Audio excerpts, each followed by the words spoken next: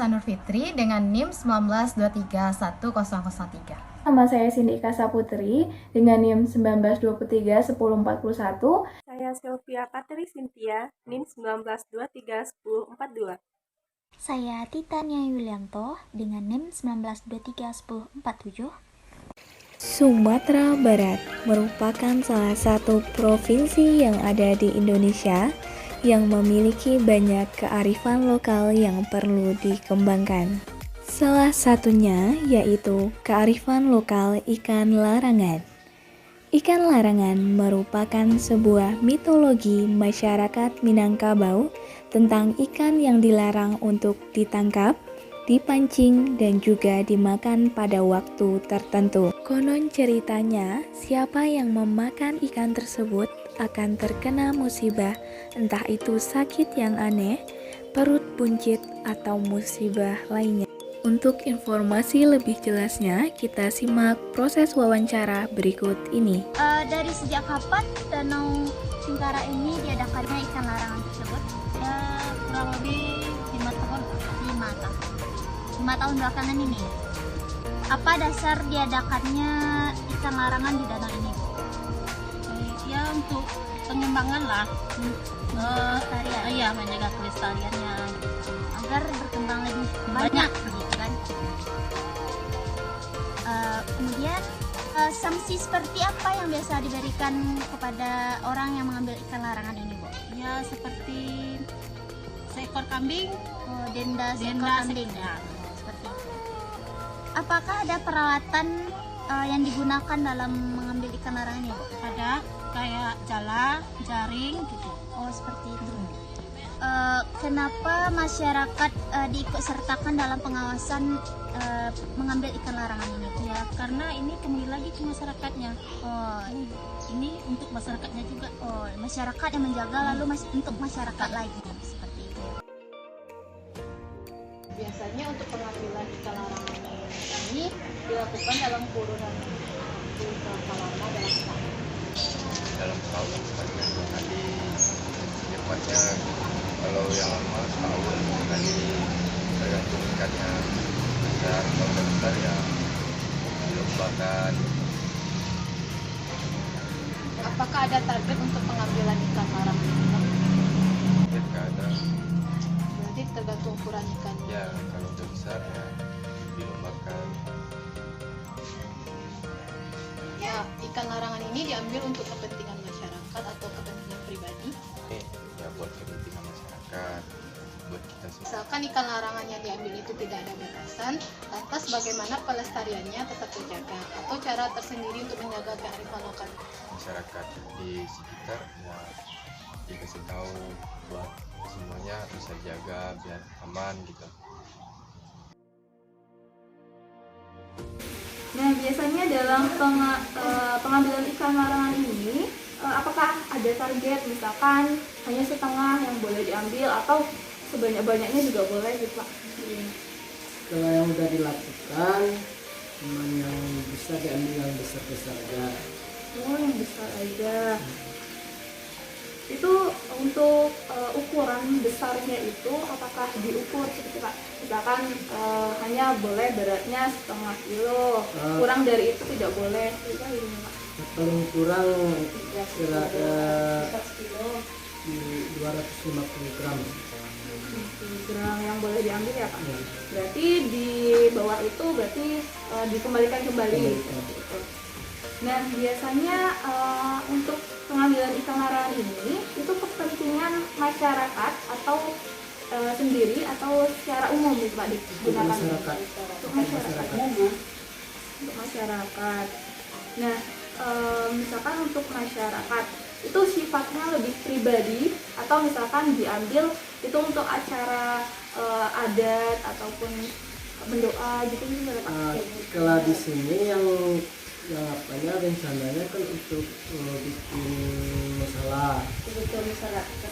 kebutuhan untuk masyarakat. Berarti lebih sifatnya umum ya, Pak? Ya. Nah, misalkan tadi udah diambil gitu kan, Pak. Nah, bagaimana cara pelestariannya agar tetap terjaga, atau ada cara tersendiri untuk menjaga kearifan lokal ikan larangan ini, Pak? Setelah dipanen kan lagi diulang lagi, ditambah lagi. Berarti cara itu terus menerus ya Pak, diambil baru nanti dikasih lagi benihnya. Iya. Gitu.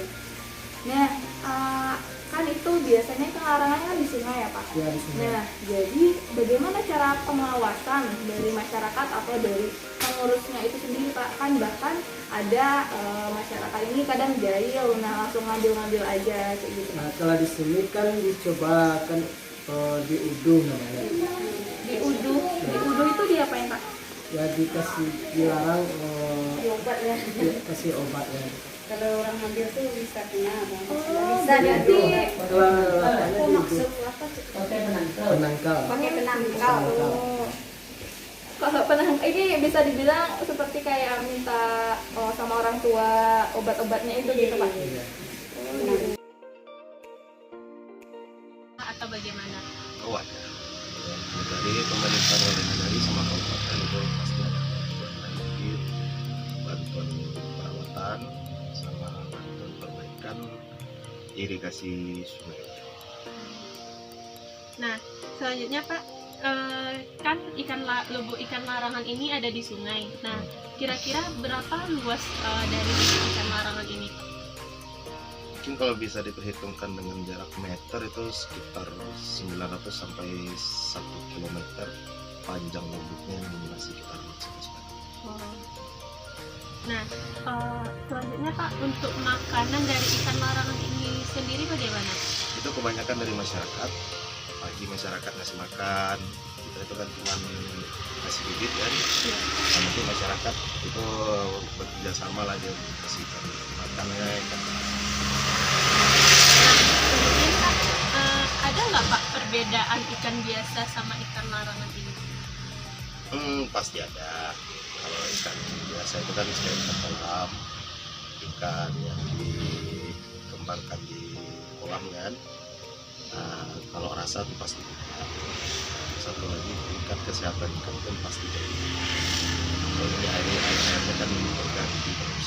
Oh iya, airnya ngalir terus ya Pak. Nah, selanjutnya Pak, nah biasanya untuk pengambilan ikan di lubuk larangan ini dilakukan dalam kurun waktu berapa lama?